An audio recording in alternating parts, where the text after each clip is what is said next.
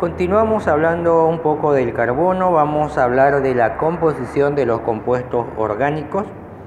La gran mayoría de estos compuestos orgánicos muestra una composición que normalmente tiene muy pocos elementos, principalmente hablamos de los componentes orgánicos de carbono, hidrógeno, oxígeno y nitrógeno, que son los principales elementos y obviamente de aquí el más principal, que es el carbono, que nunca falta en un compuesto orgánico, ¿no?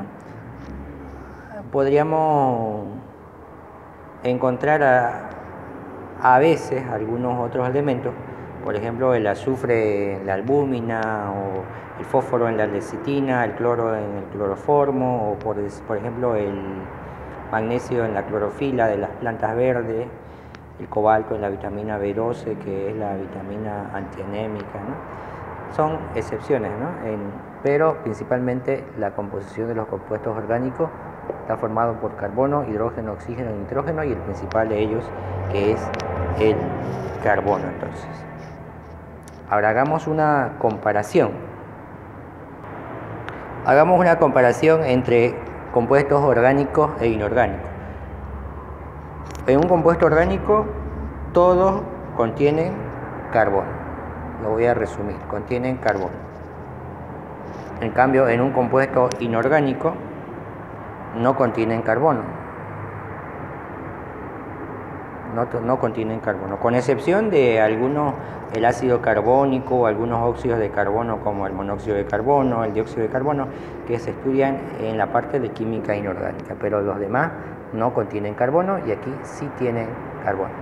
En los compuestos orgánicos sí tienen carbono, los inorgánicos en general no tienen carbono. Otra comparación que podríamos hacer, normalmente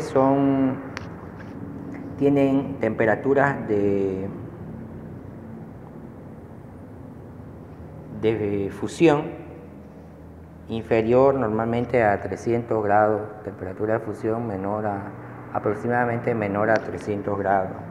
Porque hay diferentes compuestos orgánicos que se funden fácilmente.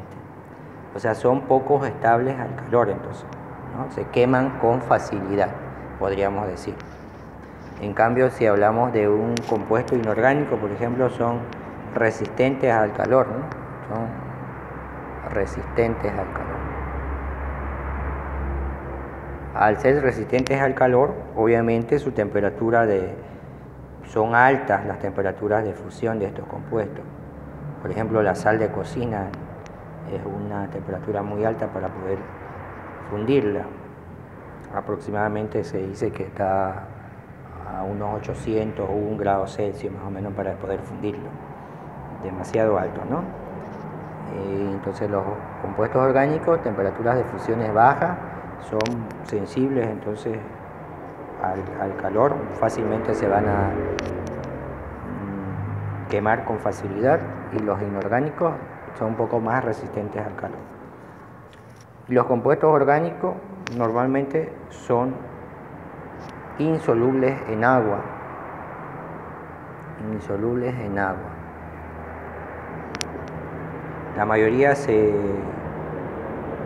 son disueltos en solventes orgánicos. En cambio, los compuestos inorgánicos, estos normalmente son solubles en agua. Solubles en agua. Y los inorgánicos, insolubles. Estos se solubilizan normalmente en compuestos orgánicos. Otras características que podríamos resumir es que los compuestos orgánicos, normalmente sus moléculas, todos los átomos están unidos casi siempre por enlaces covalentes. Recuerda que el enlace covalente es cuando dos o más átomos aportan un par electrónico, o sea, aportan electrones y lo comparten entre sí, entre ellos, ¿no? En cambio, en los compuestos inorgánicos normalmente tienen enlace iónico en su mayoría. Enlace iónico donde un elemento cede un electroncito a otro para que cumpla la regla del octeto, ¿no?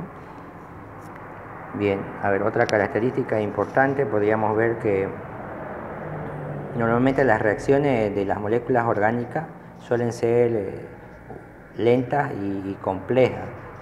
porque necesitan la ruptura, necesitan que su enlace covalente que tiene se rompa, obviamente, cuando está ocurriendo una reacción, y como a veces son moléculas grandes, entonces es un poco más lenta y compleja la reacción que va a tener las moléculas orgánicas. Entonces vamos a ponerle una reacción lenta de moléculas, o de sus moléculas, ¿no? En cambio, en compuestos inorgánicos la reacción suele ser rápida, una reacción rápida, es casi inmediata, ¿no?